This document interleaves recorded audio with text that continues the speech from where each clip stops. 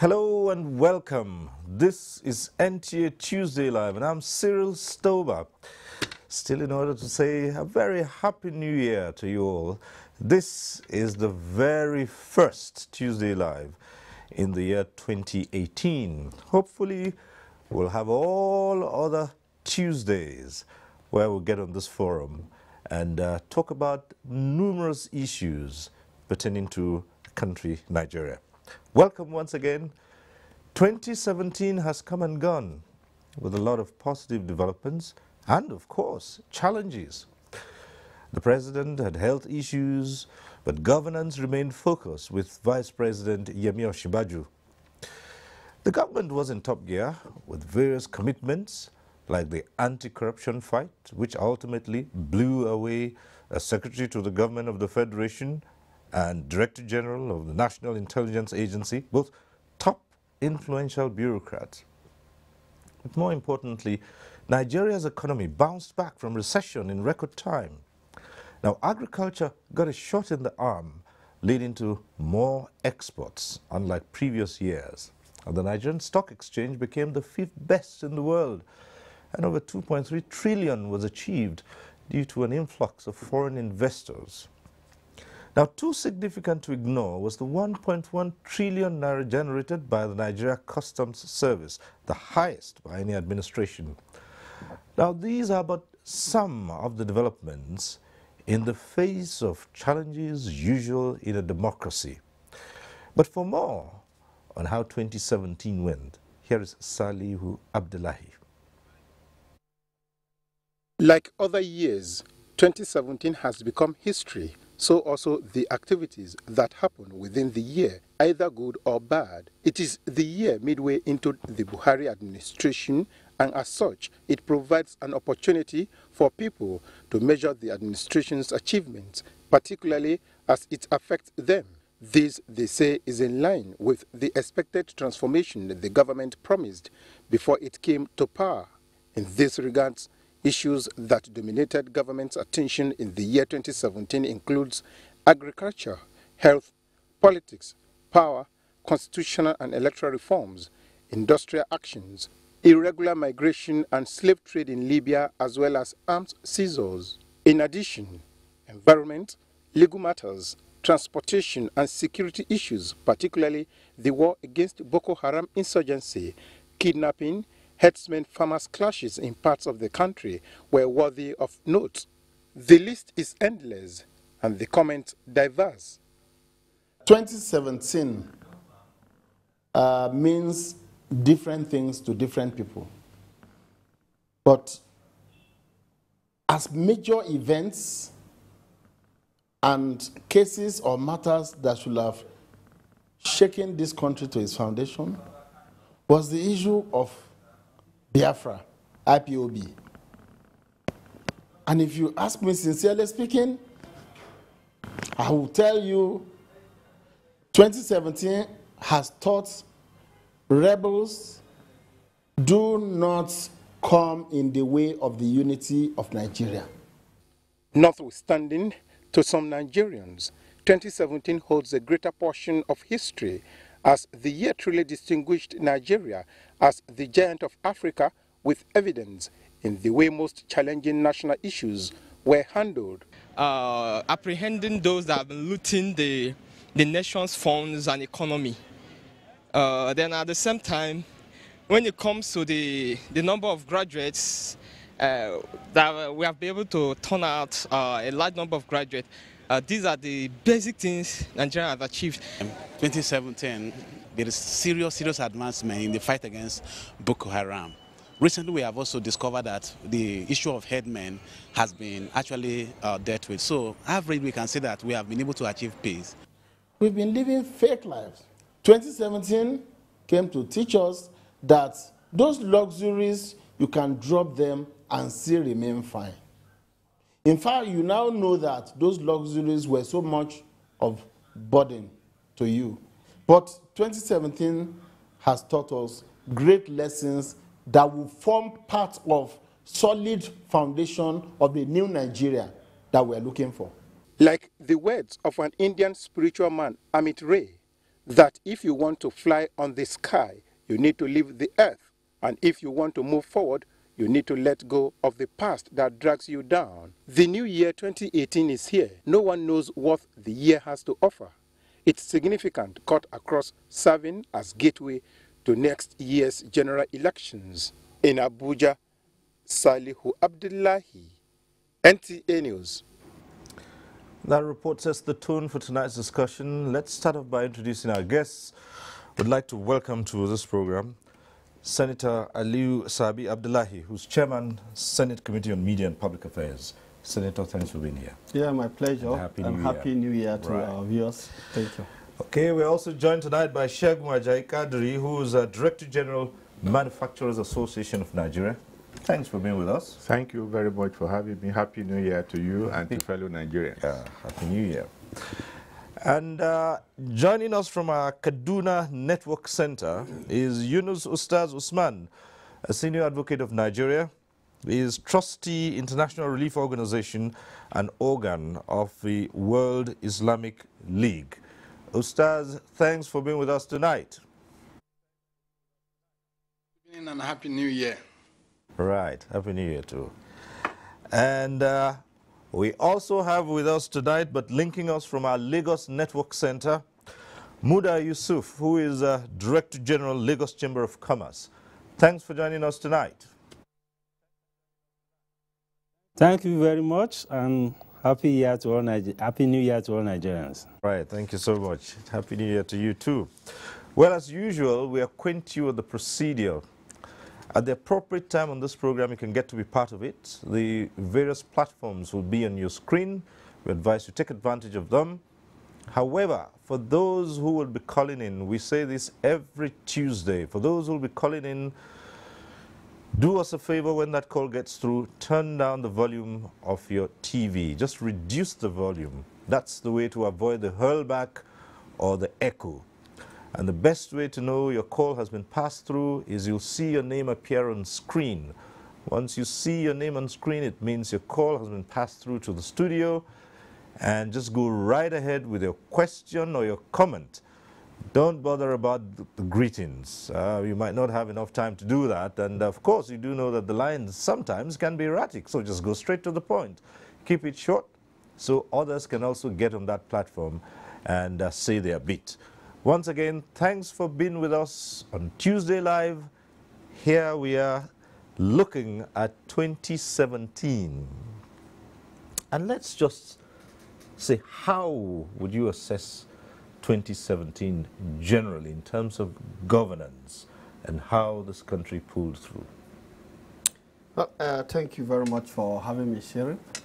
And as I've said earlier, Happy New Year to all Nigerians. Indeed, 2017 has come and gone. And of course, it's a year that I would say is action-packed, full of so many developments. And overall, my own perception of the year is a year in which we had so many challenges, but at the same time, a year in which Nigerians, as always, rose up to the occasion and showed that we are capable of pulling through whatever difficulties that we face. And I think that consensus is one that gives one hope. And of course, in the art of governance, despite all the media reportage of conflict between one arm of government and the other, I think one thing that came out very clearly also, it showed that when all arms of government work together, synergize and pull in the same direction, we are capable of achieving so much more. And I think in the course of this, discussion, we will get to see areas where collaboration, cooperation, and synergy brought Nigeria far.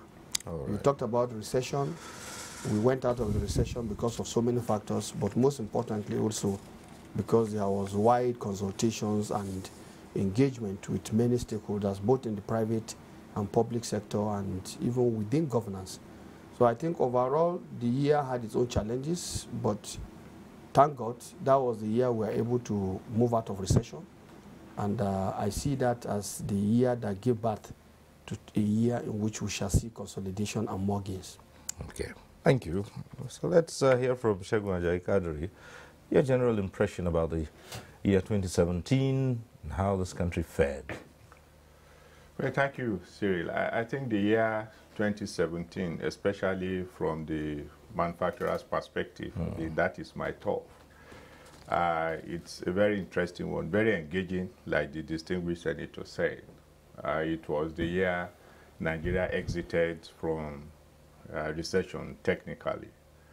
And we also saw the manufacturing sector, which actually was the first to come out of recession, improving on its capacity utilization, improving on its overall performance. Generally, the economy shows the resilience of Nigerians. It shows what we can do when we realize that there's a tax to be done. And it also shows what can happen in a country as gifted as Nigeria, where the leadership demonstrates readiness to allow the followership to play in terms of public-private partnership. We also saw an economy that was able to bounce back in the second quarter of the, I mean, this is a feat. More developed nations find it more difficult to recover from recession, but Nigeria did it, and I think the government has learned great lessons in moving forward, showing that there's a lot to be achieved when the public and the private sector synergize and put Nigeria first in what comes. So 2017, very eventful, shows how strong Nigeria can be and leaves hope for 2018. Okay. All right, let's go over to our Kaduna Center. And Yunus Ustaz Usman, let's hear your views.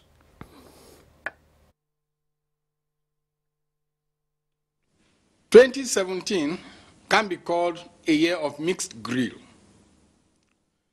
The judiciary and the legal profession came out strong to show Nigerians that we are indeed behind the anti-corruption crusade. The Chief Justice of Nigeria set up the committee to monitor the trial of those who are alleged to have looted public funds and so on. There were many things that the judiciary did that continues to show, particularly, and I'm happy about it, the Supreme Court decision in the PDP crisis. That actually was a very welcome judgment, because without that, of course, it would have led to a one-party system, which would not be good for you and I. I'm happy about it. But generally, the president did try in 2017, but the problem still remains. Nigerians are hungry. Nigerians were terribly hungry in 2017. I hope you will address that in 2018. There was the fight against Boko Haram. We thank Almighty God that the president was, and his able chief of army staff were able to do that. If not by now, maybe I wouldn't have been able to stay in Kaduna now. We give them credence for that. But there's still a lot more to be done. The governors have to be involved in this fight. They are not at all. They are not making themselves as part of this crusade. It is not good at all. Then in 2017, the governors came up and said they should give them, is it $1 billion out of the excess current account to fight insurgency and so on. Yes, it is true, but we have insurgency in all the states of the Federation. I hope that money will not be doled out as a campaign fund for most of these states. Before any state governor is given, he must prove what he had done with the bailout fund that the president gave, Because most of the states up to now cannot pay salaries. What did they do with that money? You don't continue to dole out money to states. It is not a sharing of cake. Even if it is cake, you must bake it first before you take it. Please, we just have to be very, very careful. If not, that money will go into private pockets and will be used for campaign purposes. We must have to be careful. When 80% of Nigerians cannot feed, that is not the time to dole out that money. And in any case, they can't do it without the assent of the National Assembly. It is Nigerian money. The president cannot just give it out. Even when that is done, I expect the National Assembly to call each of the state governors to come and defend why it should be entitled to any portion of that money, not just to share. It will be wrong when Nigerians are dying of hunger. Don't share it out. Borno State, yes, even then before he's giving a kobo, he should come and account for how he had spent the bailout fund that was given to him. All right, Stars, will return to you and take up more issues, especially in the judiciary. But let's go over to Lagos and the Director General of the Lagos Chamber of Commerce, Moda Yusuf, joins us. And let's hear from his perspective how 2017 went. Well, thank you very much, Cyril. Once again, Happy New Year. 2017, just as other speakers have said, was challenging. I'll be speaking more from a private sector perspective.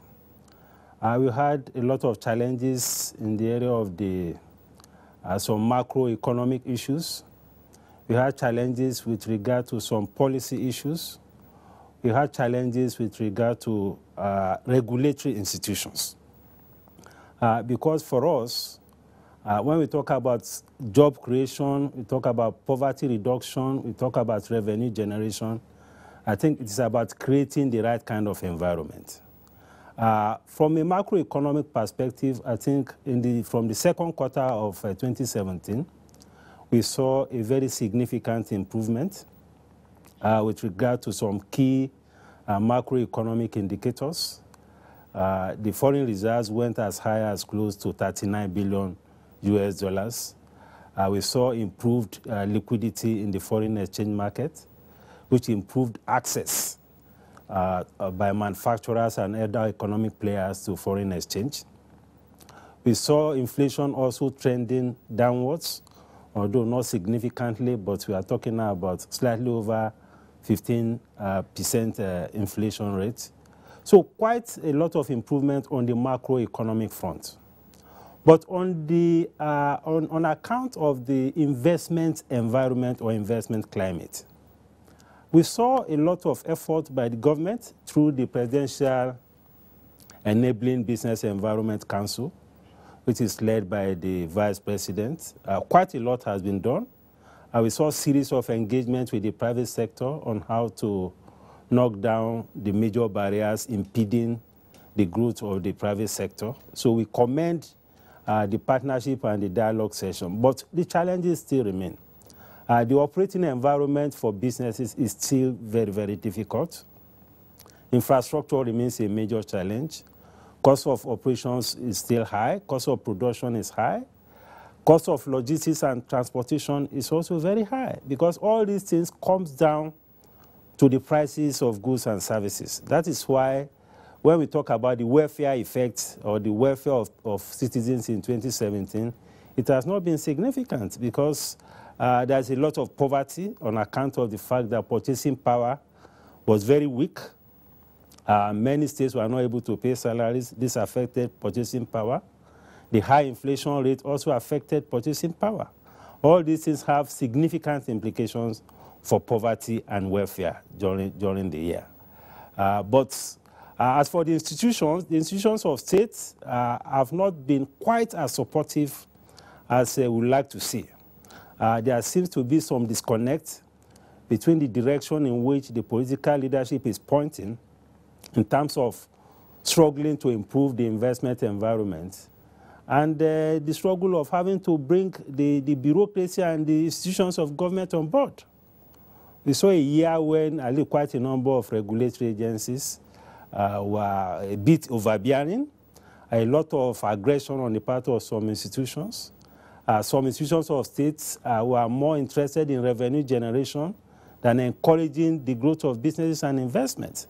And most times they often forget that the growth of businesses or the growth of investment will create a much larger wealth for the economy from where they can generate even more revenue.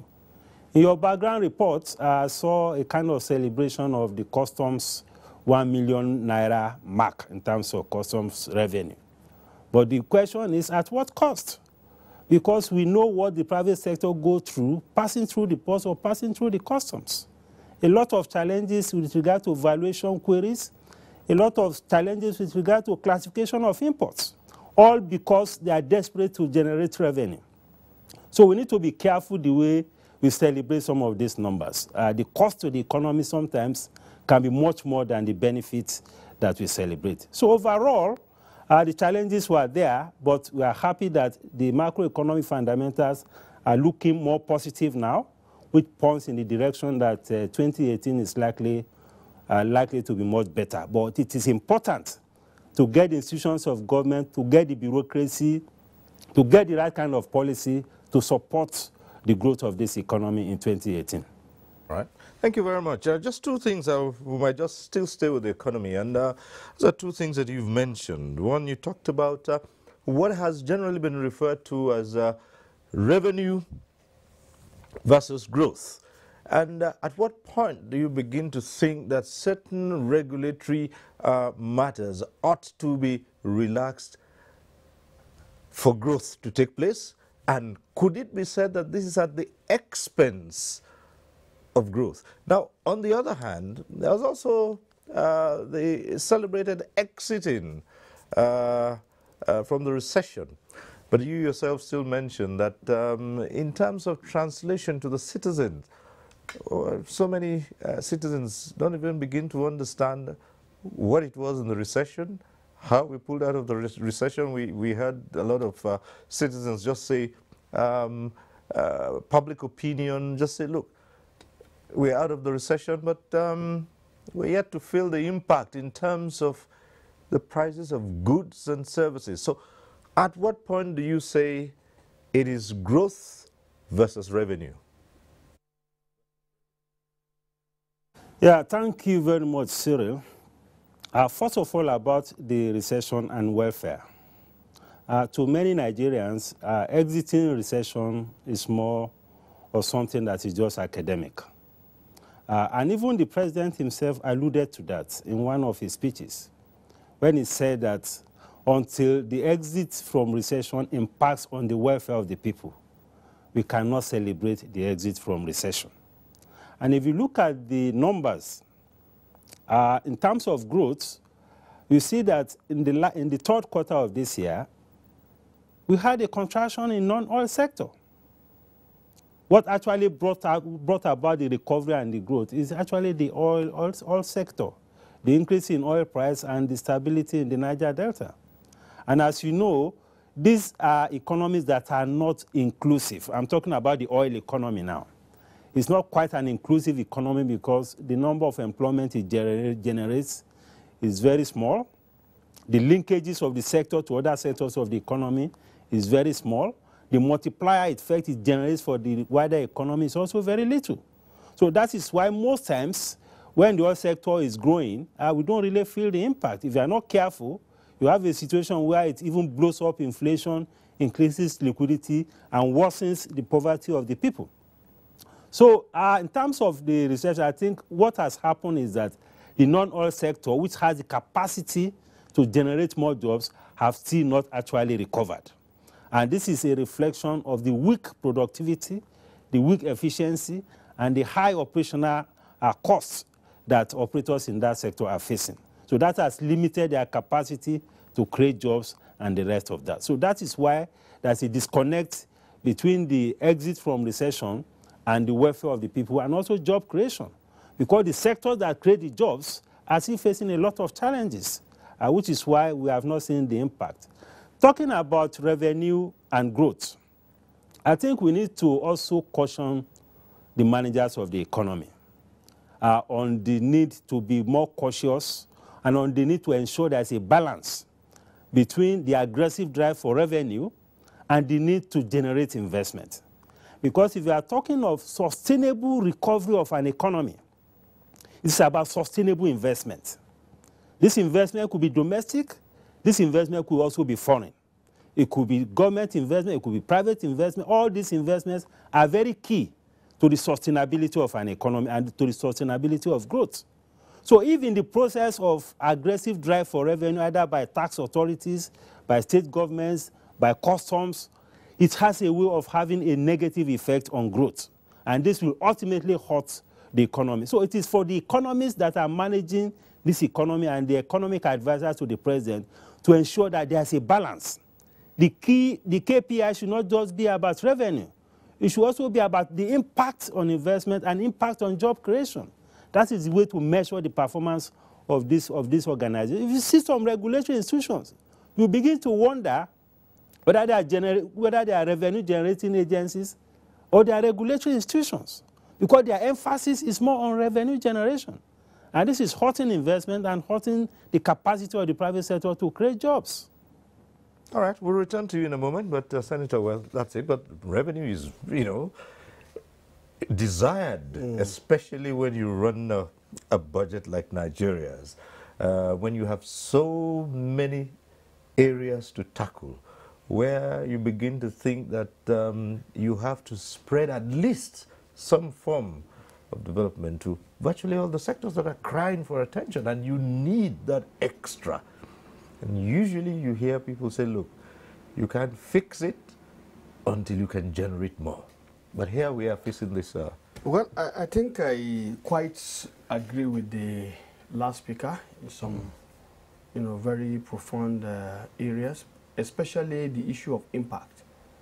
Because at all times, we in the Senate, we definitely want to promote that particular constitutional provision that says the primary purpose of governance is the welfare and security of the citizens. And I think whatever we do, if we are guided by that as a major indicator of performance, then we'll definitely be cautious, as he has tried to say, because the area of revenue is revenue versus social impact. I think the aspect he's talking about in terms of, the job generating and then the multiply effect. Because if you look at the value chains in most sectors, it is when one sector, one element of the chain is performing very well that it stimulates the next chain to also begin to respond. So I think that interconnectedness is very important. However, let me say that in doing all of this, one thing that is certain is he talked about the weak productivity. And I think that is a key challenge. Until we begin to improve upon those factors that will enhance our productivity. And I think this brings us to the issue of our educational sector, our skills, issues, where you see people who want to really do certain things not getting the right human capital that will help to do that thing. I think it's also a very fundamental thing. But suffice it to say that for us in the National Assembly, being aware of this, that's why ab initio we also have the National Assembly Business Environment Roundtable, which is a partnership between the National Assembly and so many private sector, like the MAN, the Nigerian Economic Sector Group, the MBA, and some other development partners. And I think this has guided us in looking at legislations that will support the growth of the private sector. And I think instructively in 2017, we had this secure transactions in movable asset bill, the one that is called the collateral registry. And then we also have the credit reporting, because the CBN was hitherto using regulation to direct the issues of credit reporting, but we now have a law which has been signed by the federal government, and by virtue of this, I think we have seen that it is actually enhancing the capacity of the micro, small, and medium enterprises to borrow to do their businesses. I think records show us at September last year, I think over 392 billion has been generated as a result of that bill, and the credit reporting team was also responsible for the jump we saw in our ease of doing business ranking. Right. So these are issues that I believe are sustainable, like he said, because yes, you may have a short-term success, but for how long will you be able to sustain that? I think should also be an issue we must begin to look at. And when we come to bring in any legislation for us in the National Assembly, right, these are factors we look at. Okay. Well, with the ease of doing business, surely you'd say that there was some appreciable improvement in that, going beyond what was witnessed in years before. Some would like to think that 2017 was a turning point, really, where you could now see, deliberate steps being taken towards freeing up the investment atmosphere. Yes, certainly. I mean, we noticed the response of government in terms of making it easier for investors and operators in the economy to do business. The ease of doing business ranking of Nigeria was bad, and so this conscious effort of government to improve it was a welcome development. You would always see an economy that is ready to grow when it frees the capacity of the citizens to operate in the economic space. Like the issues that were raised before, balancing growth and revenue. You will see a situation where even the funds that you have generated from increased revenue, if it's not brought back to promote productivity, you will never have the growth that you have. So I would always favor a situation where you incentivize deliberately growth. And like my friend Muda said, it is important that that delicate balance must play along the focus of government. I mean, the purpose of governance, like the distinguished senator said, is the overall welfare of the people. So you must, at every point in time, focus on what is sustainable and what can lead to growth. I mean, all the positive things that government did in 2017 to pull us out of recession and so on and so forth will pale to insignificance if the productivity that emerged didn't spread to the people. For instance, in the manufacturing sector, we witnessed an increase in capacity utilization, during this period. It was, I think, 44% in 2016 in the first half, but in 2017 it jumped to 55%. But having turned out so much productivity, so many products, we have our warehouses filled up. And there's no disposable income to get it. So you always see that there is need for that delicate balance. All right.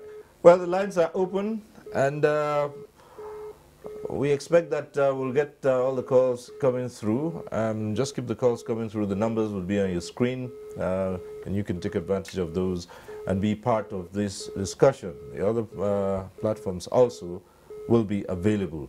But let's go over to Kaduna, and again, we have Yunus Ustaz Usman, who is in our Kaduna Center, and we are still talking about a bit on the development of the economy. And of course, manufacturing, yes, agreed that there was some increased productivity, but again, like the last thing that Sheikh Majai Kadri said, the warehouses increased, but then they were holding much more than ordinarily they should hold, because the products were not going out the way that it would be desired. And this, of course, are delicate issues of the economy.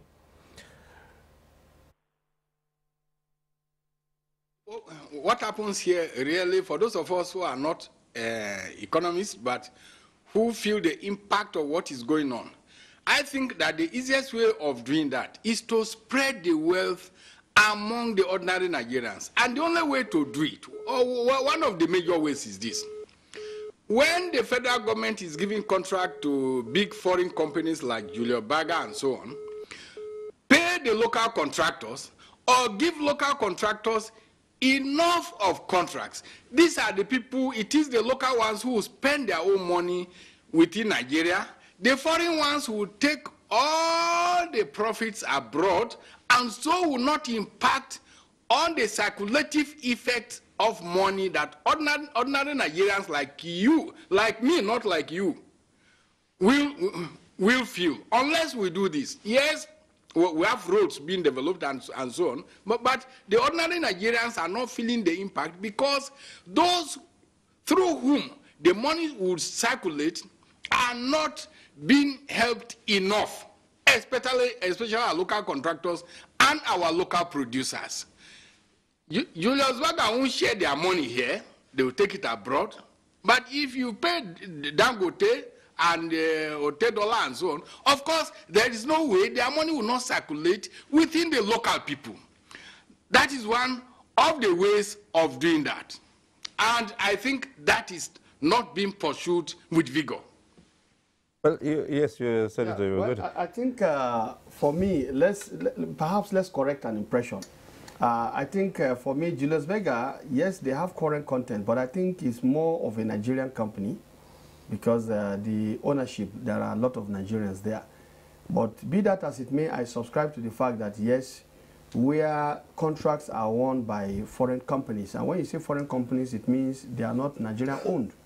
You know, they are purely people whose knowledge and technical, service that they provide are purely from the foreign perspective, and they do such kind of business.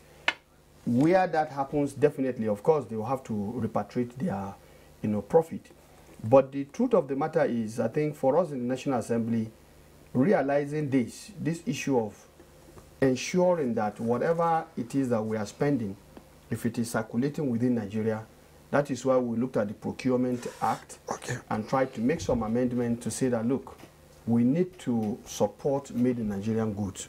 And I think where that is playing out very well, it will now come to support the issue raised by man.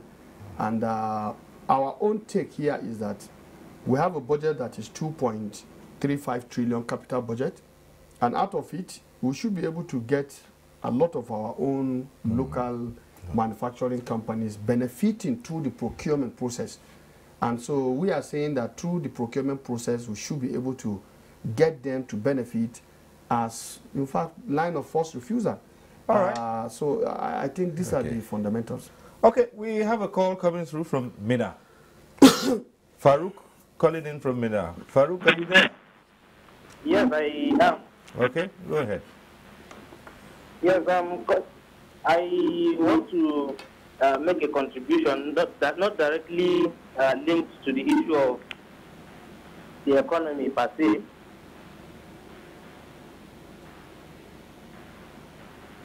Yes, but it has to do with 2017, right? Yes, it has to do with 2017 okay. and perhaps more of 2018 and what we expect. Now, the issue is directly to the senator.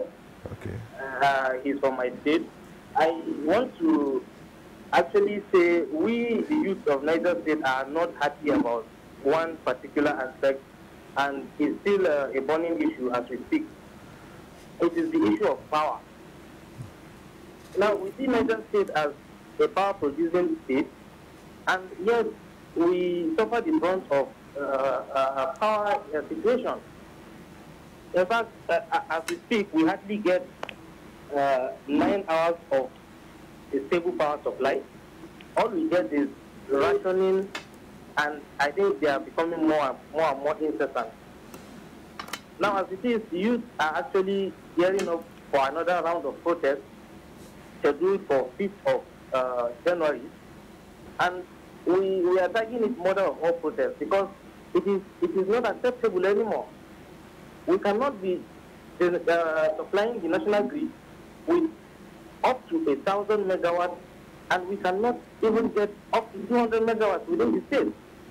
It is not acceptable, and I suggest that the senator tries to put something in place in form of a legislation, because I think our counterparts from Niger Delta have done similar things, and they are now having 13% derivation from the crude revenues. Now, we, on our part, from Niger State, are very peaceful people. We are not taking laws into our hands. We are going the right way. Else, I think at some point, the language government understands from our own perspective is when you engage in violence, the government will now call you, sit you down on a round table to discuss things. But the damage might have been done. So we are saying there should be a legislation that will put in place a percentage of this power generated from our own state so that we can actually have stable power supply. All right. This is my contribution, and I am saying kudos to my senator. He's from my local government. He's doing well. More grace to his elbow. Okay. Keep up the good work. Thank you.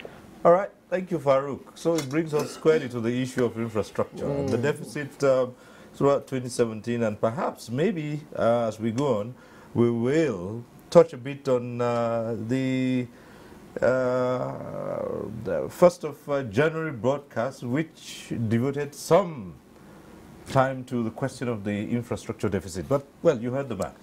Yes, I think I really feel very concerned about what he has raised. It's really very painful, it's sad, and definitely it's unacceptable, because the idea of the reform of the electricity sector was to improve efficiency in the sector. And I'm a member of the Senate Committee on Power, Metallurgy and Steel Development. And since we came on board, we have tried as a parliament to understand exactly what has been achieved so far in this reform. But somehow, I think some of us are beginning to say that the more you see, the less you understand. And I'm saying this with respect to the point he has just raised and the concerns that is being raised generally across the entire country, where people are not seeing electricity, and other, the discos are only interested in bringing bills. They are supposed to roll out the prepaid meters in many instances. This is not forthcoming. So many problems. And I think the case he has raised with respect to Niger is definitely very unfortunate. We have the largest land area in the country, 76,000 square kilometers of land area. And so one should expect that since we are blessed to have 3 hydropower stations, it's not out of context if the state is going to serve as a manufacturing hub where people are attracted because there is stable power supply. But like I said, what you see in Niger State is darkness. And so it's unacceptable, because it shouldn't be the cry of the marina. Water, water, water everywhere, not to drink. Well, I think it should be that we should get stable power supply that will now serve as an attraction to the state so that people can come and invest. And fortunately, we have a governor who is investor friendly. We've had the investment summit where we want people to come in.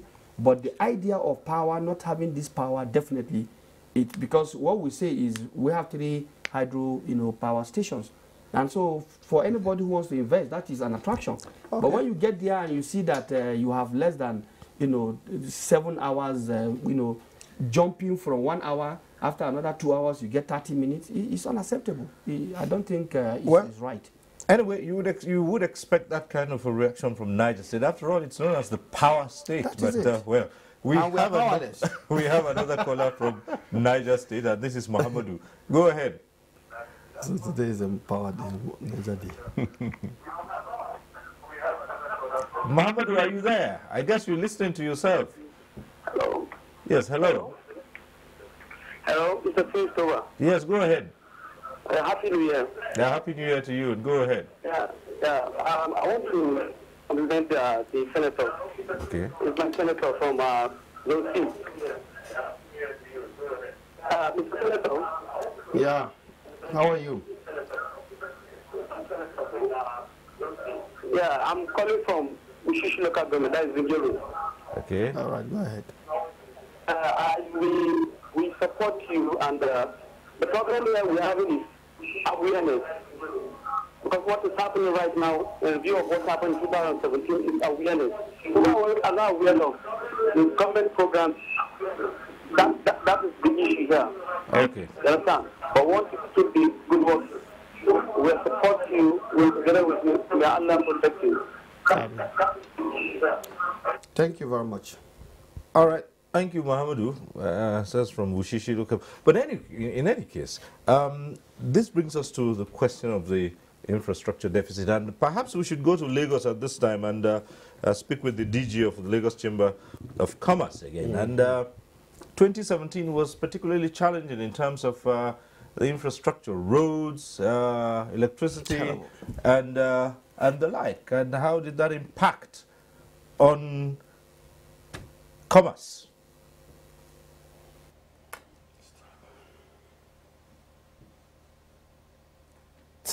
Of the huge infrastructure deficit on businesses generally was very profound. Although we must acknowledge that this deficit was not a creation of this administration. It's the outcome of several years of neglect of investment in infrastructure. So infrastructure has been one of the biggest problems that businesses face. And when you hear that the mortality rate of businesses, particularly small businesses, is very high, sometimes even in excess of 70%. One big factor is the issue of infrastructure. Because by the time they load the overhead of the generator, of the diesel, sometimes of LPFO, of gas, on the production processes, the businesses cannot survive. Especially when you now take into account the high interest rate. You know, if the person or the investor has borrowed money from the bank, that is another nightmare. So infrastructure has been a very big issue. We have a case currently now in Lagos, which is affecting the whole country, which has to do with the Apapa axis. We have been grappling with that now for over 6 months. A major crisis of infrastructure with regard to roads and infrastructure around the Lagos ports. And again, I think we need to accord priority to where it should be accorded. Tinkan Island Port and Apapa Port accounts for close to 70% of customs revenue in this country. And we're faced with a situation where there's a total collapse of access road to these ports. And yet we hear that government is saying that there is no money to fix the road. I think this is not a good commentary on a country that desires to actually move this economy forward. This is an axis where a lot of revenue is generated. The 1 trillion naira that is being celebrated by the customs is largely from these ports. And yet there is no access road to the ports. The pipelines that should normally move petroleum products, they are no longer functioning. The scanner in the ports are not functioning. Now the customs are pushing all the stakeholders into physical examination and palletization, which will add to the costs of operation of businesses. So we have not invested sufficiently in infrastructure. I'm glad that in his New Year speech, the president made very copious reference to infrastructure. And that gives me some hope that perhaps something significant will begin to happen. Although the president did not tell us how this is going to be funded, because there was a very elaborate reference to roads, to railways, to all sorts of things. But funding is also an issue because right now we are running a debt profile that is almost unsustainable. And it is important to also have a policy framework to bring private sector capital into infrastructure. The government, through its budget, cannot fund infrastructure. We have the infrastructure master plan. And what is in there is that at least 70% of the funding of infrastructure should come from the private sector. Private capital from within the country, private capital from outside this economy.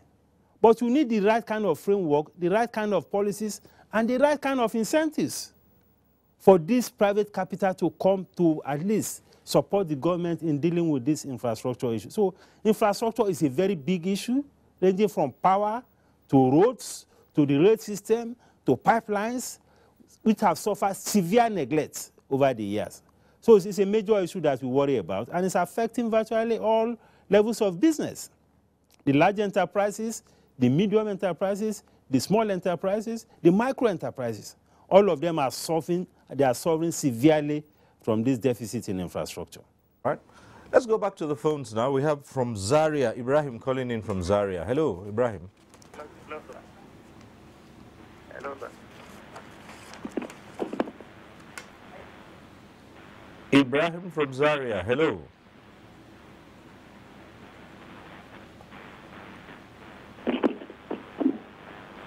Hello, sir. Yes, hello, go ahead. Okay, sir.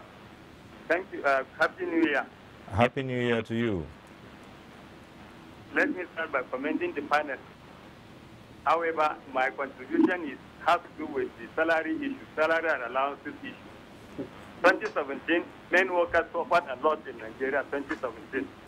And Mr. President did a lot in alleviating this problem because he gave out bailout funds to state governors. And the state governors refused to pay salaries with the bailout funds. So I want to say that the National Assembly is there to serve for the good governance of the Federation. So this government should be called to order. Yes, they should be called to order because workers, if you don't pay workers' salaries and allowances, corruption will never end.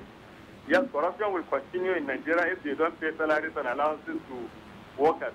You are employed as a worker and your emolument is your salary. So when you are not paid, what do you expect workers to do? You can't eat, you can't pay school fees, you cannot go to hospital. So it's not good, it's not ideal. In fact, there should be a way to call this governance to order. Yes, they should be paying salaries and allowances of workers. And this can only be done by the National Assembly because the National Assembly is there to serve as good governance of the Federation. They can call this governance to order. Yes, let them come and defend themselves. They collected money and they didn't pay. So what is the essence of giving them the money? I agree with Ilana, senior advocate of Nigeria, when he said that this governance should be called to order by the National Assembly. I'm also joining him to say that the senator should, please, the senator should act. They should call this governance to order and worker salaries should be paid. Furthermore, I would like to commend the federal government, Mr. President, for giving out, paying the unallowance of the part of paying out part allowances of the universities. So we are grateful to Mr. President, and I would like to also say that these allowances should not be stockpiled. 2018, Mr. President should try and see that the allowances are paid as when due. They should not allow them to stockpile. So when they stockpile, you cannot pay them, and strike action will also continue to go on in the university system. And it creates problems with educational stability. Yes. Thank you, sir. All right, thank you very much, Ibrahim, calling in from Zaria. Yes, 2017 was particularly challenging for workers in across the country, the state civil servants, as so many of them went without salaries for upwards of 6, some 7, and in fact some 8 months. Some 13 months. Right, some 13 months. And that's in spite of all the various attempts to bail out. But yeah, well, I think maybe perhaps let's correct an impression here. We are a federation, and yes. So there is a limit to what the National Assembly does. That is why we have the state assemblies. I think where the state governors are not living up to their expectation, haven't collected funds, it is the duty of the state houses of assembly to impress it upon their governors so that they do the needful, because they also have oversight function over their state governors. For us in the National Assembly, yes, we have funds from the federation accounts, the one that is federal, is actually, what did they call it? We have that, responsibility. And we'll continue to do that in terms of oversight, in terms of asking for accountability. So I think I agree with him. Yes, where we have a responsibility to ask for accountability, we'll continue to do that. And I think that is done through our oversight function. And that is why we have a committee on the state and local government to look at the interface in these intergovernmental affairs. Yes, perhaps when we're still on the subject of the backlog of salaries owed state workers, maybe we should bring in the senior advocate at this point and say, yes, we find that often when workers are owed their salaries and they resort to taking action in terms of strike, and that's when the various governments remind them of certain provisions about no work, no pay. Whatever happened to no pay, no work? I'm very happy that you have brought me into this. Now, before then, can I just say something to our great senator?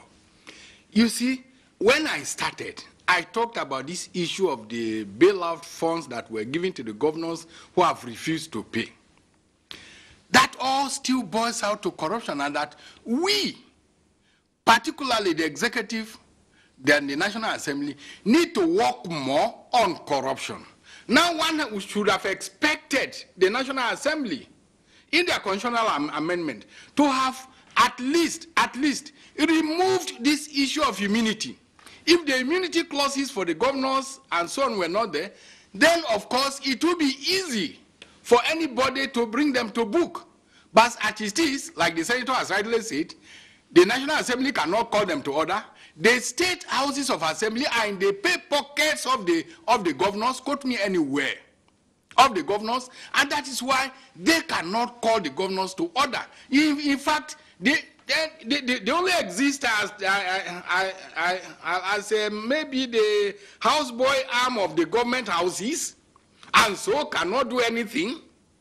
So, but if the immunity clauses had been removed, and we thought that that would have been among the sections of the Constitution that the National Assembly would have wanted to amend. But unfortunately, I don't know. And distinguished Senator, please go to your brothers and sisters in the Senate. If you don't do that, those of us who are close to the ordinary people know that we'll continue to blame you for life. The immunity clauses, if you want to fight corruption, immunity clauses must be removed. We are copying American presidential system. We only copy the bad aspect and leave the good aspect. Does the American president have immunity clause? Do the governors have? They don't. But we have, because we don't want our bad past to be exposed. Then how do we move forward? Then how do we fight corruption? And I now come to your question. This issue of not paying salaries. You see, like you have said, you have not paid me salary, and you are saying I cannot go on strike. Even that clause that says you work without pay does not say that I should go to work on an empty stomach. Law is a reasonable thing. It's not an answer as we thought. If I'm hungry, I've not eaten, and you see as we go to work, how do I go to work? How do I pay for taxi fare? How do I buy fuel? I don't think that that law is such an ass, and as we think it should be. Any governor who cannot pay should expect the strikes. And if the strikes are on and he continues not to pay, it's because we don't have the independent state houses of assembly. If not, those things are impeachable misdemeanor, that the governors will be held accountable. Unfortunately, they are not doing anything because they are even afraid of the governors. And it's most unfortunate. We just have to be courageous, or our children will have no Nigeria to inherit. We'll take a short break at this point in time. When we return, we'll look at other aspects of 2017 and also touch on what we might expect in 2018, as of course given the president's broadcast on the 1st of January and the areas he recommitted himself to in providing that leadership that Nigeria needs. So stay with us on NTA Tuesday Live. We'll be back shortly.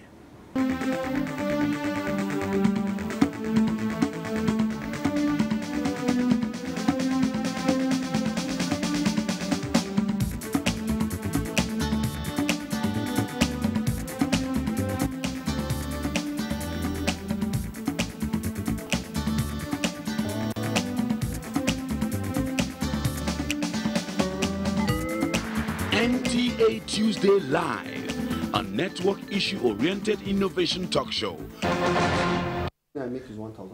Well, thanks for staying with us. And discussions have been going on behind the scenes, especially as to do with the infrastructure deficit. But as we usually do, we took out the cameras and spoke to the citizens. Let's hear what they have to say about 2017.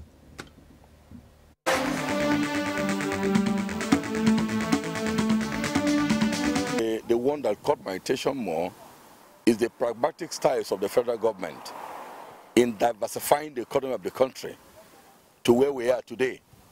If not for the likes of Buhari, we would have been in a mess.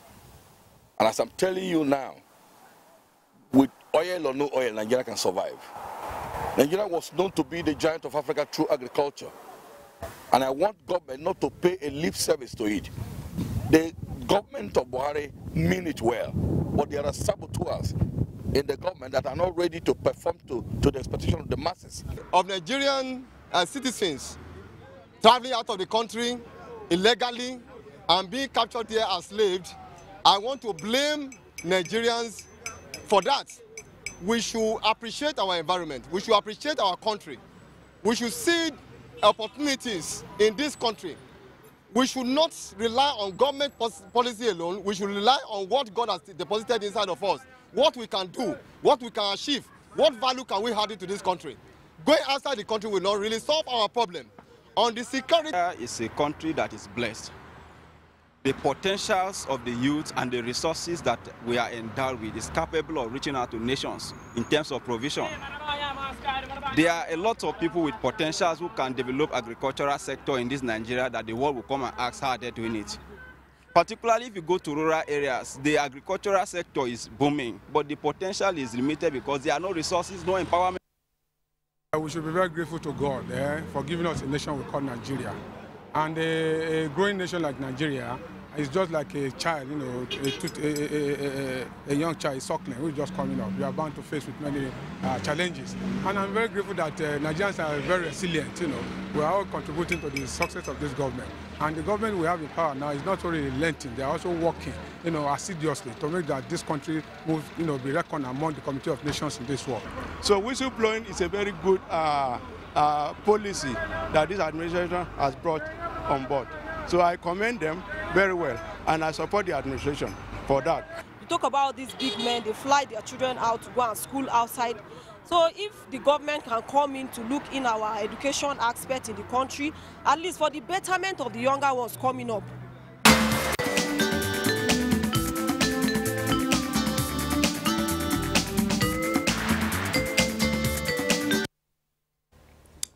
Well, Nigerians speaking out there and what they felt should have happened or happened in 2017. But the last aspect of it there, I think, had to do with the huge numbers of unemployed youths. And, of course, the drive to patronize Nigerian-made products. And we saw that being highlighted in 2017. Let's come to you on that. I know this is a favorite of yours. Yes. Right. Thank you very much, and I think it's very important. The two of them are actually linked, together. Patronage of made in Nigerian products and unemployment. Anytime you buy a product that is foreign, what you are doing is you are exporting jobs. You are paying for all the factors of production in the exporting country. You pay for labor, you pay their taxes, you pay their salaries, you grow their economy. So if you buy made in Nigerian products, it's exactly the reverse. You give the way for expansion of production activities. That means you employ more people, you pay more taxes to government, you improve technology, and people gain skills. So the way to go is to patronize made in Nigerian products. And this government has done well in the executive order that was signed, Executive Order 003, which incentivizes especially patronage of made in Nigerian products. But we've heard so much about patronage of made in Nigerian products. And my association, for instance, have been preaching this for more than 4 decades. But what is important is for us to drill down on what it takes to patronize made in Nigerian products. The federal government, we have advocated a margin of preference, for instance, of about 30% that gives preference to products that are made in Nigeria.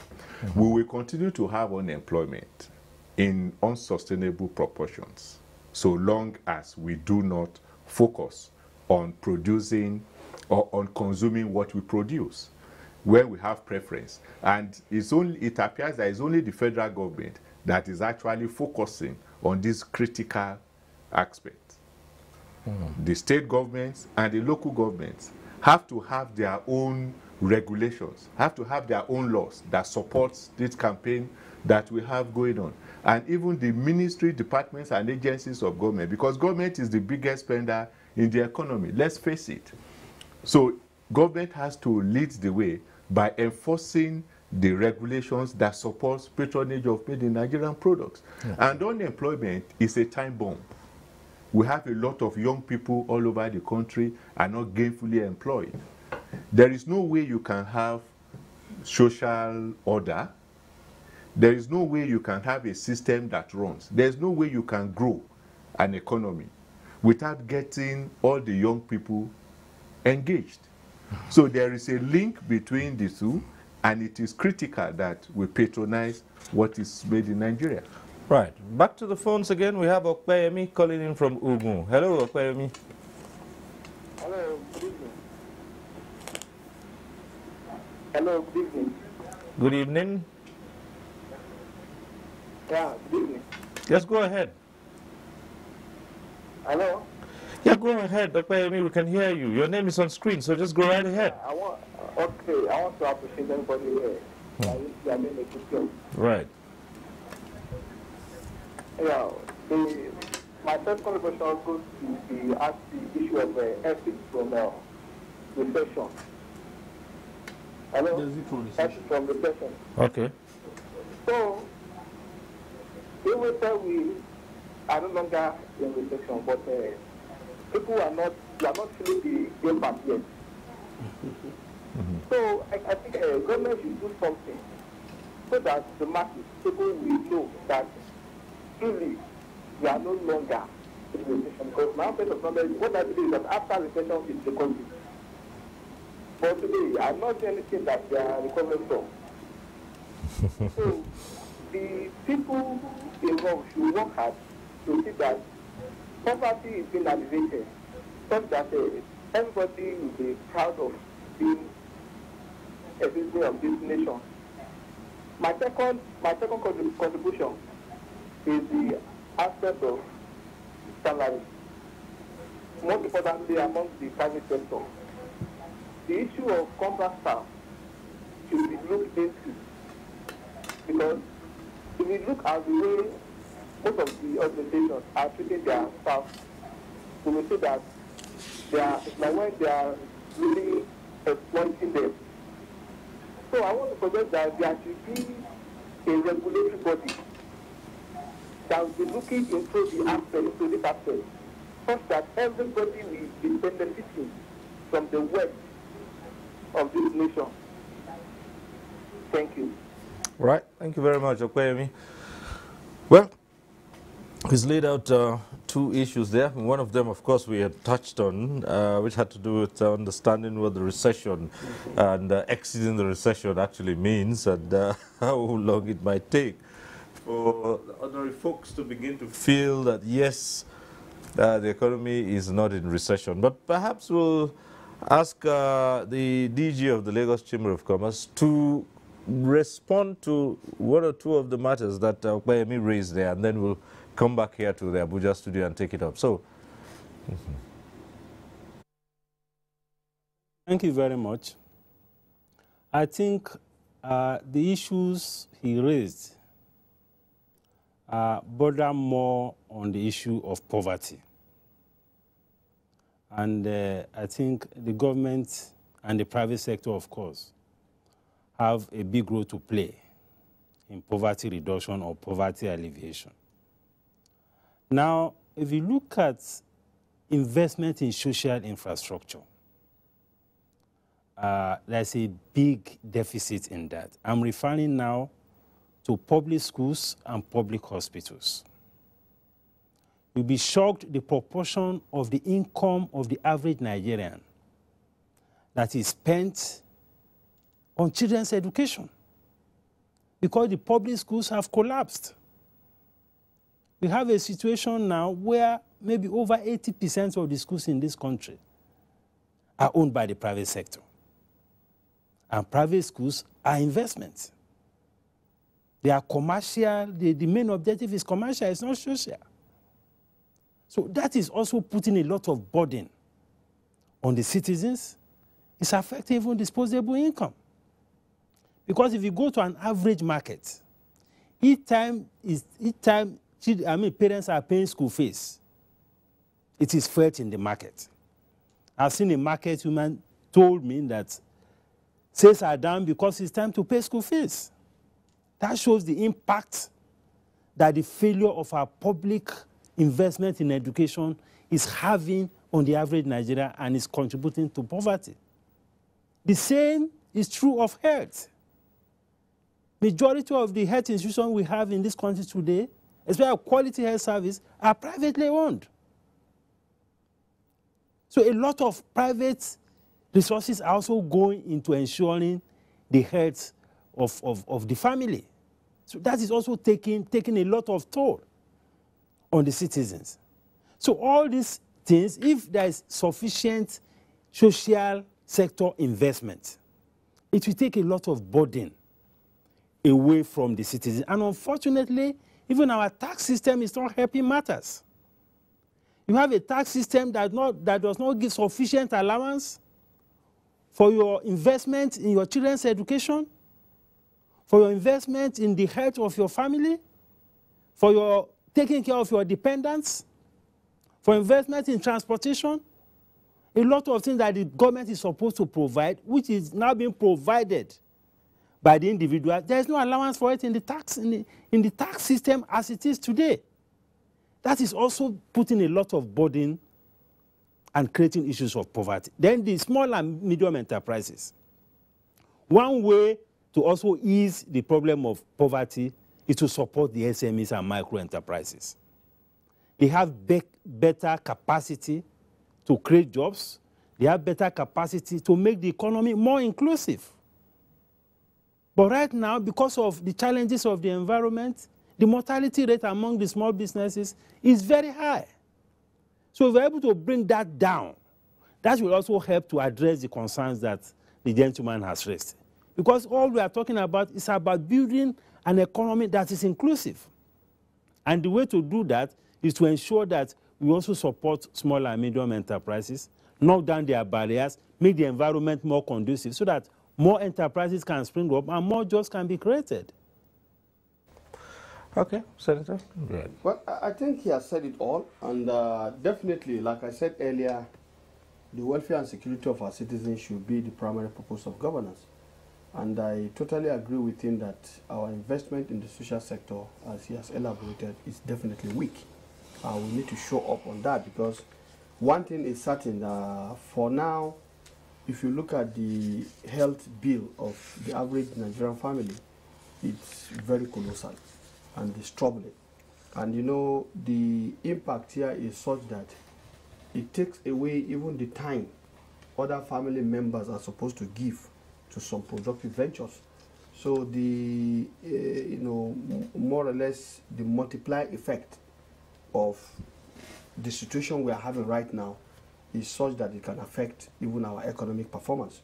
So I agree with him totally, and it's something that we have been saying.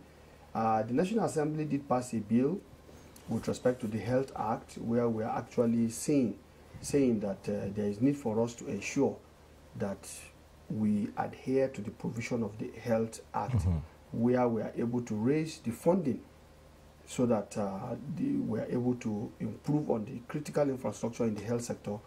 And if we can do that, we will reduce the number of people who have to travel abroad, the number of people who have to depend on so many other shady, system within our health sector, and free up people's, purchasing power. Now, the other aspect of, transportation, I think, like he has rightly said, if we are able to bring down transportation costs, unfortunately, we have this deficit that we have carried over for a number of years because of the neglect. But with the effort being made by this government, I'm convinced over time we'll begin to see the impact gradually. But one thing that I want to say for sure is that there is a need for us to look at the private sector because whether we like it or not, they are also a very big player. And the element of exploitation it talks about, where you see some people carrying casual. There are some of these, corporations and big players that they just carry casual people, and then you work for 10, 15 years, and then they now tell you they don't need your service and carry another fresh set of. So I think it's a very serious concern, and I'm happy that we have two major private sector players here. It's something that they should look at before it begins to explode in our face also. But overall, I think it's a very germane point he has raised. All right, let's take on another call at this point from Benin, Egwavon, I believe. Hello? Hello, good evening, Mr. Cyril Stober. Good evening. Happy New Year to you and those in the studio. I just came to the program and I've been listening to you and the review. There's no doubt the government of Muhammadu Buhari in 2017 as I would not say they have done badly, but to a large extent, Nigerians did not really enjoy the dividends of democracy. The recent one I just had in Christmas, the first count, if it's slap on the face of the federal government, I must confess, because you cannot imagine a country like ours, one of the oil producing nations in the world, we have cause to wallow in the issue of fuel crisis. I was reading something on Facebook, and I think it happened in 1997 where Muhammadu Buhari talked about fuel scarcity was going to end the next year. And last year made it 40 years, and yet we are talking about fuel scarcity. Now I'm talking about the year 2018. My honest association is not too far, or we are not asking for much. It's very clear. Provide food for Nigerians. Nigerians are hungry. We have, yes, it sounds funny. If we have food in this country, Nigerians will not run down to Europe. We need power stable in Nigeria. And Nigerians will stay back at home. For example, you have those artisans like welders, you have the hairdressers, you have the tailors, you have. If power is stable in Nigeria, these things automatically they fall into place that themselves. We don't need to go and call people to come and invest in Nigeria. You can't go to imagine a country like Germany calling for people to come and invest in Germany. No. That if he doesn't know that if he or she goes to Germany to invest, the political environment is already there. We are not asking for too much, sir. Power, food, security of life and property. Okay. That's all. Our roots want to live for us once again, and I bet you Nigeria will be a better place where we're going to live in. Thank you very much, sir.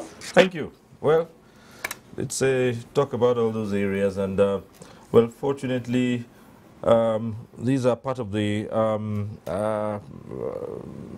issues we are looking into. For instance, we did talk about security, and let's go over to Kaduna and get the views of the senior advocate of Nigeria. the security challenges, you know, a lot of attention was devoted to that in 2017, and we also heard from the President in his New Year Day broadcast that more will be done to at least ensure that there's safety of life and property in not just at northeast of Nigeria, but all over the country itself. Now, I think the President has done very well in curtailing all these security challenges.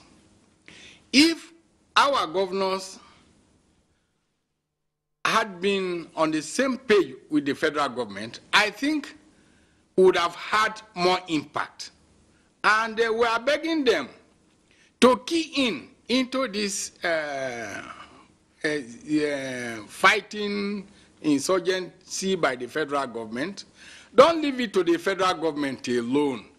It happens in every state. It's not a federal government fight alone. The governors should try by all means to help the federal government in fighting this insurgency. Don't leave it to the federal government alone. The federal government has tried, but there is still need to amplify one area, and that is the area of intelligence gathering. It is not the use of arms, really. Using of arms is the last option, but intelligence gathering curtails the thing, nips it in the bud, not when it might have escalated. But I think the federal government should be given a pat on the back as regards that. But please permit me to say something about the last speaker on the issue of why we have this educational decay and the impact on our society. Of course, that is known. In 2000, I delivered a paper in Ghana by the Integrity International newspaper, Law, Education, and Poverty. And I said, the only way governments can fight this educational decay is to make a legislation, follow it by practical example from the governor or anybody himself, that look, no public servant should send his children or ward to any private school or any school abroad. Don't tell me it is your uncle who paid for you. Don't tell me it is your friend who paid for you. Then the question I was asked was, everybody has a constitutional right to education. I say yes, but the mere fact that you have agreed to be a public servant, you have waived some of your constitutional rights. For example, you can't be a public servant without resigning and go and contest for any elective office. Have you not waived that your constitutional right to be elected? They say yes. Now, the public schools in Ghana, they might not have followed what I said, they might have followed some other things, are better than the private schools today, because in Ghana, the public servants are not allowed to send their children to private schools. But in Nigeria, tell me the child of any minister or senator or governor whose children attends private school. So that when their children are not here, they don't have any stake in our educational level. If the children are here, there is no way they will allow the education to decay the way it has decayed today. Even the school fees they paid, millions of dollars, that would have been used to develop our education. In our own days, we were in school with children of public servants, and they used to visit our schools at least regularly. But now, tell me which public servant visits any public school. He won't, because none of his children is any of those public schools. And I told them, I said, look, every other thing, call a professor to deliver a paper. That is academic. If you don't do this, honestly, we are just talking academic, and it ends up in academic cycle. Well, I think I want to say that it's very appalling that we have very bad or poor public schools. I went to public schools. I didn't go to any private school. I went to a public university. I didn't go to a private university. And I think this is just the failure of the elites, and it's all our problem. We are all guilty of this, last point he has raised. And I agree with him that, yes, it is something that should be looked at. You make law to improve governance, to enhance the cohesiveness of a nation. And of course, definitely if public schools would be in the same way we used to know them, with public servants sending their children to public schools, I think that would go a long way in helping the schools. But suffice it to say that, you see, the issue is we're a federation, and some of these things must also happen at the state. Earlier on, I think the SAN was talking about the state assemblies. In the present amendment to the Constitution we have granted by our own approval from this end financial autonomy to the state houses of assembly. We're expecting that by the time they return it back, the state houses of assembly should be able to assent to that. And if it becomes a part of the Constitution, I think that will go a long way in strengthening the state houses of assembly to play the oversight role over the governors and stop being puppets or rubber stamp, as he has said. So I think that is one good beginning. If we can take it one step at a time, I'm sure even the issue of immunity he talks about, we may begin to get consensus around it. But right now, the issues are a little bit difficult because whatever you do, for example, we talk about the local government autonomy. Right now, the nuances we are seeing across the entire country is such that perhaps what we passed in the National Assembly may not get the concurrence of the required number of states to grant autonomy to local governments. And the problem starts from that local government. If you bring in autonomy for the local governments, for example, and strengthen that local governance unit, the issue of security will be taken care of. The issue of these public schools we are talking about can begin to get addressed. And so we can start somewhere. But the current situation is such that I think these issues are there. So I want to urge Nigerians in the spirit of 2018 to all take interest in their state houses of assembly with respect to what they are going to approve based on the constitutional amendments that the National Assembly has communicated to them. Right. Let's now take another call, this time from Port Harcourt. Joseph calling in from Port Harcourt. Hello, Joseph. Good evening. Right. Good evening.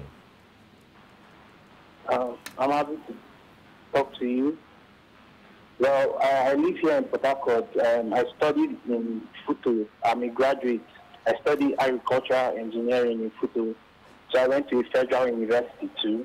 I've also schooled all my life here in Port Harcourt.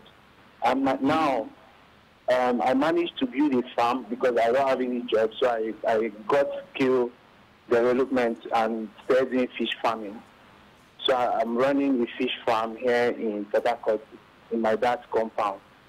But over time, unfortunately, my dad fell ill with kidney failure. And since he has had kidney failure, all the money we've generated from the farm has gone into his health. The farm crumbled, and I had to open a shop for my mom where she sells drinks and crates like wholesale. That's what we've been using to survive. And I have 20 plots of land here in Port Harcourt that I have even purchased just from using that my farm when I was in my fish farm. But I've not had any money to develop the farm yet. It's just in barren land that is here in Port Harcourt. But my dad is dying. He has kidney failure. He's even pulling and stealing blood. And every money, all funds are going to him. I'm the first son. I have 5 siblings, making me 6. We are 6 children, 1 girl, 5 boys. All of them are my younger ones that are still in school. Even over these years, my dad has been sick for over 5 years with kidney failure. I've managed to keep him alive and make sure my younger ones go to school, make sure that they have their hostel accommodation fee. And all of us, we are still schooling here in Nigeria. But my question to you, all my honorable men, is how can you help me right now, because I am a Nigerian? And since I've been following this news, I've been praying that let this call does go through. Let me be able to talk to somebody that can help me or come and help my family and just see what's going on here, like at least help me as a Nigerian, because I don't have anything here. I don't have any funds. My mom is still here. We're all here in Port Harcourt. All right, Joseph. Okay. Okay, Joseph. Well, at the start of this program, we said agriculture got a shot in the arm. And of course, 2017 saw, you know, a promotion of a return to the land. And that, of course, helped to produce more food for Nigerians and produce more for export. Now, from what Joseph has said, it seemed that he was one of those Nigerians who went back to the land, or went back into agriculture, but with all sorts of challenges. This would have to do with investments, and perhaps we should start with the private sector people in on this panel to, you know, talk about, it might not just be Joseph, but so many other Nigerians who would have invested and who would be looking out for how they can sustain these investments they have in agriculture. Yes. Yes, I think, thank you, Cyril, and it's actually a very pathetic one. And I think he needs to look probably within the scheme of things in the states. There should be schemes run in the state that could support the kind of venture he's doing. He's done a good cause, and I think he tried to operationalize it in Rivers State. But generally speaking, like you have said, there should be a return to agriculture. And agriculture is being linked with industry now. We have agribusiness. It is good that he has set out to be somebody who has entrepreneurial spirit, and he has started on a good path. Unfortunately, his family issues has not allowed him to blossom.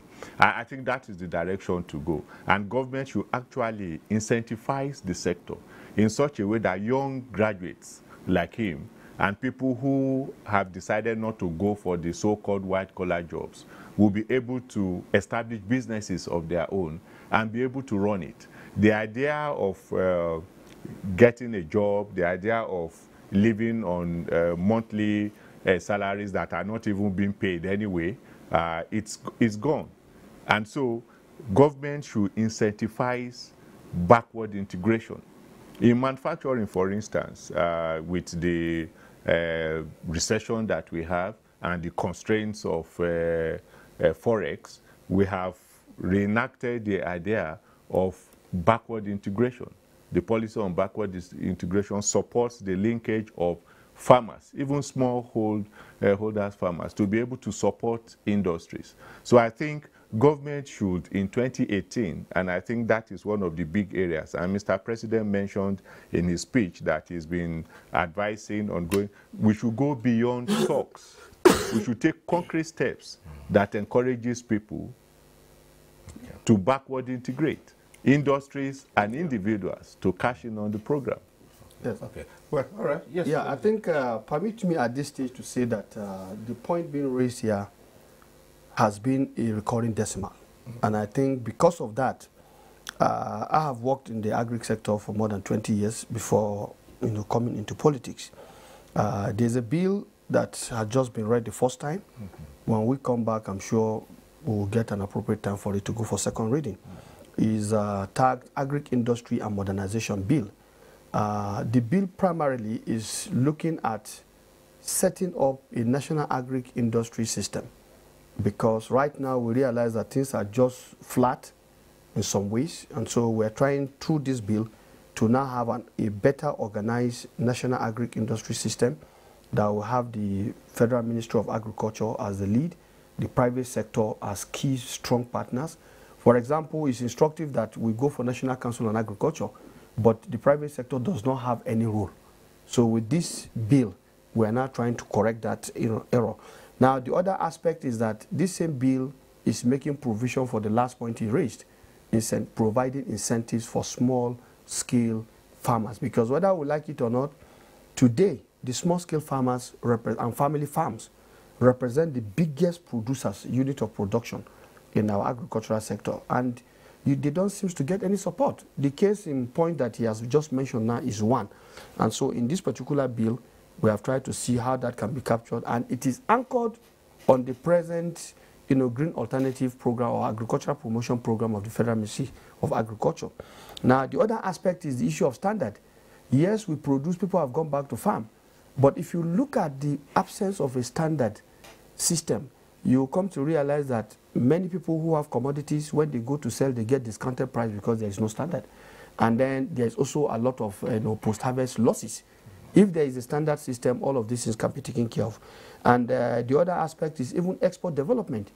You don't just say you want to export. Are you developing people who will produce what actually is exportable? I think these are the things we have tried to capture. And then the other aspect is mechanization. We are still very low in mechanization, and I think we need to do something about that. And you can't do that without the profession that this gentleman who called from Port Harcourt belongs to, the agric engineers. Right now, they seems to be very insidious. They seems to be absent in the scheme of things. And under this bill, we intend to upgrade that particular line of professionals so that they can actually help in providing the industrial hub in agriculture. Because if you say you want to, modernize agriculture, you can't do that without mechanization. And if you want to do mechanization, then agric engineers and biosystem engineers, as they are currently called, becomes something that you must actually upgrade. So this bill is read the first time, and we hope that it will actually be able to address some of these constraints. Well, let's go back to our Lagos Center and hear from Moda Yusuf, and using Joseph as a point and call. For instance, there definitely would be so many Josephs in this country today. Yeah, thank you very much. The rhetoric around agriculture is much more than the reality of performance on the ground.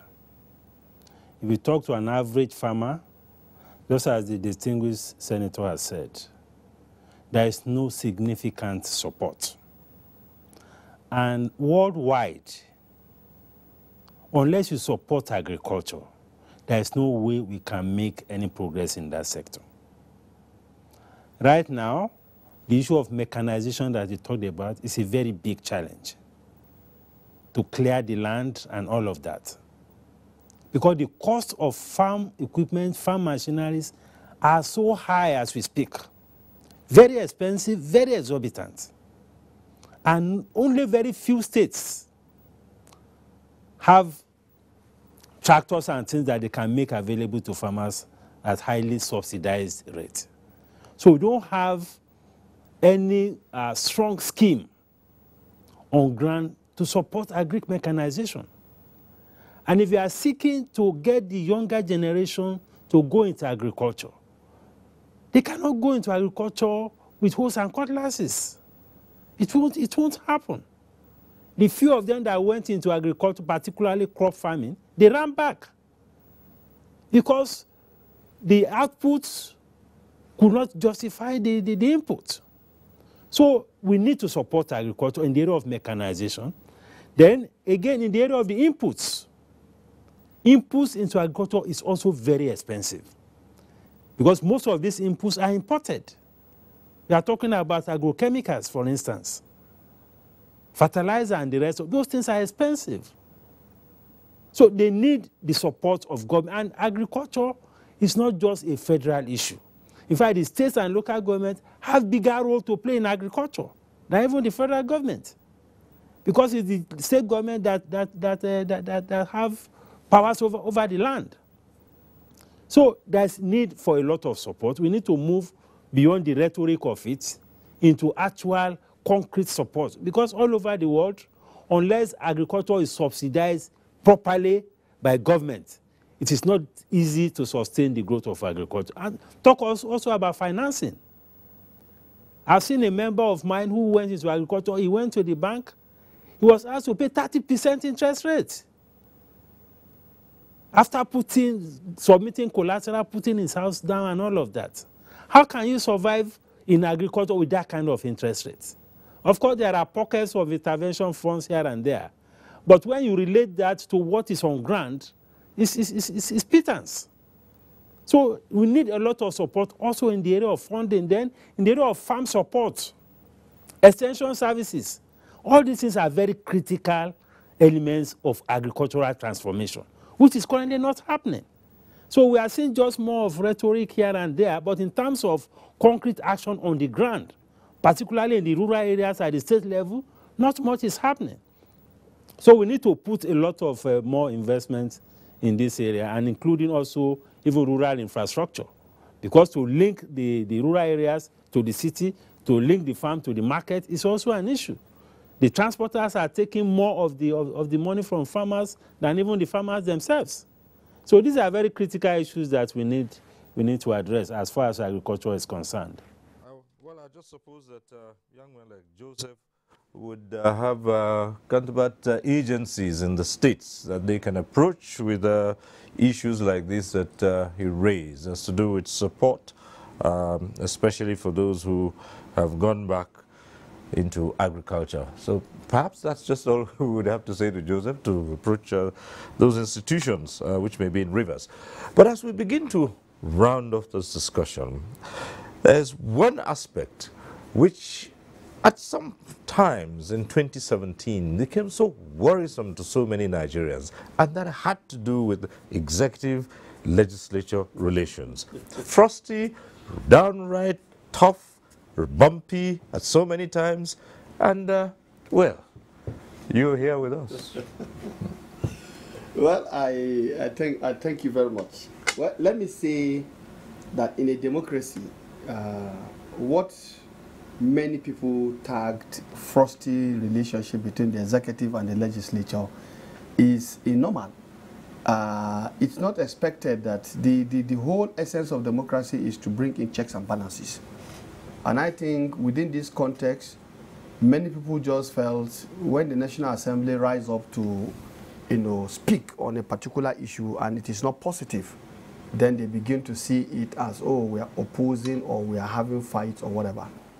Our interest as the 8th Assembly is to ensure that we deepen Nigeria's democracy. And to deepen Nigeria's democracy means we have to adhere to the rule of law. And to adhere to the rule of law also supposes that the Constitution becomes the ground norm. In everything we do, our reference is to the Constitution. So what we try to do here is to try to say that when the executive is doing anything that we believe is out of context, it's our duty as the National Assembly to bring them back to context through our oversight and through the interventions we have. And suffice it to say that it's not all the time that these things are seen negative, because we've also have very positive areas where we have done things for the executive. You've talked about the intervention that brought about some high-profile corruption cases. We have interventions where we've been able to say that, look, come, we need to do this and we need to work together. Our intervention in the business environment thing led to the Presidential Council on Business, and today we are getting some positive, results from that. So, but it continues so long as there's democracy, so long will the National Assembly continue to stand firm to defend the people's interest, because we are representative of the people. Well, let's go over to Kaduna and ask Yunus Ustaz Usman. I mean, there were times when Nigerians said, well, this is a straight-out face-off, and Nigerians asked, who will blink first? Yes, it is very good for democracy, and when they decide to always work together, of course, it will be at the detriment of the governed. The two of them are the governors. So when they disagree on principal issues, it is to deepen democracy. But then there is one example that I watched during the time of Obama, during this American recession, that the Republicans and the Democrats in the Senate, for the first time, came together, went to Obama and said, look, we are all going to work with you to ensure that the country returns to normalcy. I hope that will happen in Nigeria one day. Then, fortunately, the distinguished senator has said something. He said, yes, when the executive tries to go offline, that is, when he tries not to obey the rule of law, we call them to order. I'm very, very happy for that. And that's one of the things I wanted to talk. That look, particularly for the executive, yes, you do your own. There are three arms of government. You, the executive, the legislature, and the judiciary. When you are fighting corruption, you have arraigned somebody before the court of law. You have done your own. Between you and your conscience, you have satisfied your conscience. Whatever happens in court is none of your business. If the court grant bail, it is not your duty to say you are not releasing a person on bail. If you do that, you are not obeying the rule of law. You have done your own by arraigning the person in court. Full stop. Even between you and God, you have washed off your hands. If the person merits to be admitted to bail, close your ears and your eyes. The judge knows why he did so, and always in the interest of the survival of this country. Please, no other arm of government should interfere in the workings of the other arm. It is not good, particularly in the rule of law. The judges are not trained to administrate like the executive. They are not trained to legislate like my distinguished senator here. And so you two are not trained to know what the rule of law is, why somebody should be admitted to bail or not admitted to bail. So don't incur into that area. In fact, instead of doing the right thing, you are now creating an atmosphere that tomorrow your own son or your daughter or your brother or sister will fall into that trap, and then it is then you begin to cry. Please, I'm happy that the distinguished senator has mentioned that, but please, the moment you have fight corruption, yes, you are allowed to, but the moment you have arraigned somebody in court, make sure that the investigation is not porous. Make sure that you take a match of a counsel for the government and as the person who is being prosecuted there, then leave everything to court. Don't say, why did the court do this or that? You are not trained in that area. Thank you very much. All right, and we'll just stay with you and say, well, thank you too. Yunus Ustaz Usman, Senior Advocate of Nigeria, Trustee, International Relief Organization, an organ of the World Islamic League. We'd like to thank you for being part of this program and say thank you once again for coming on. We invited you. Thank you.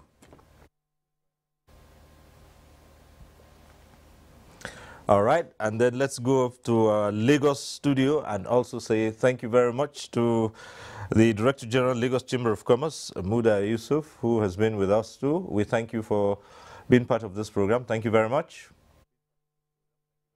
Thank you very much, Cyril. Okay, and here in Abuja, thanks also to Shegun Ajayi Kadri, Director General, Manufacturers Association of Nigeria. It's been delightful having you with us here. Thank you for having me. Okay, and for Senator Aliyu Sabi Abdullahi, Chairman, Senate Committee on Media and Public Affairs, thank you for being here. My pleasure as always, Cyril. All right, and also thanks to you for being part of this program as well. Next week we'll reach you again on NTA Tuesday Live. The year is just starting off. There are still many more Tuesdays. And so we say Happy New Year to you once again, and I'll see you.